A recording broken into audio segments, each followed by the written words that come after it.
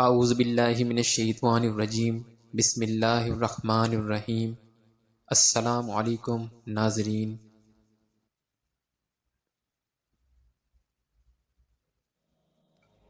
ایک دن اللہ تعالیٰ سے حضرت موسیٰ علیہ السلام ہم کلام ہوئے تو اللہ تعالیٰ نے حضرت موسیٰ علیہ السلام کو حکم دیا کہ وہ حضرت خضر علیہ السلام سے جا کر ملیں اور ان سے جا کر علم سیکھیں۔ حضرت موسیٰ علیہ السلام جا کر حضرت خضر علیہ السلام سے ملے اور فرمایا کہ میں آپ سے علم سیکھنے کے لیے آیا ہوں، آپ مجھے علم سکھا دیں۔ حضرت خضر علیہ السلام نے فرمایا کہ اے موسیٰ، تم یہاں سے چلے جاؤ کیونکہ تم علم نہیں سیکھ سکو گے۔ حضرت موسیٰ علیہ السلام نے بہت اصرار کیا تو حضرت خضر علیہ السلام نے کہا کہ میں تمہیں ایک شرط پر علم سکھا دوں گا کہ تم میری کہی ہوئی کسی بھی بات کا انکار نہیں کرو گے۔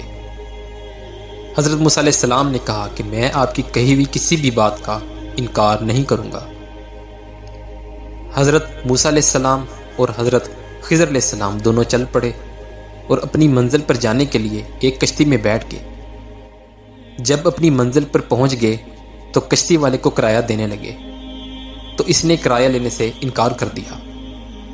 تھوڑی دیر بعد حضرت خضر علیہ السلام نے پتھر مار کر اس کی کشتی میں سوراخ کر دیا۔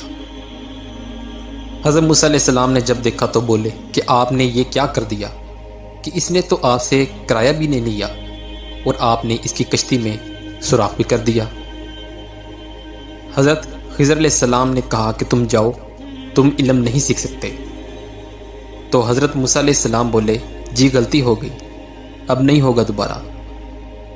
آگے گئے تو ایک بچہ نظر آ رہا تھا تو حضرت خضر علیہ السلام نے اس کو زور سے تھپڑ دے مارا جس کی وجہ سے اس بچے کی موت ہو گئی۔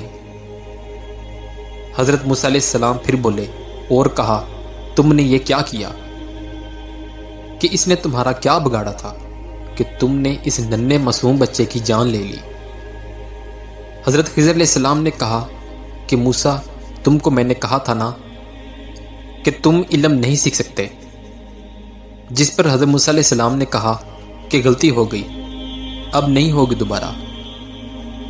آگے ایک بستی میں گئے تو وہاں پر کسی نے نہ کھانا پوچھا اور نہ ہی پانی، تو وہاں پر ایک دیوار گرنے والی تھی۔ حضرت خضر علیہ السلام نے حضرت موسیٰ علیہ السلام کے ساتھ مل کر وہ دیوار تعمیر کروائی۔ حضرت موسیٰ علیہ السلام نے کہا کہ عجیب انسان ہے کہ انہوں نے تو پانی بھی نہ پوچھا اور دیوار تعمیر کروا رہے ہیں۔ حضرت خضر علیہ السلام نے کہا کہ موسیٰ، اب یہ آخری تھا، بس اب میری اور تمہاری جدائی ہے۔ سنو، اب میں نے یہ سب کچھ کیوں کیا۔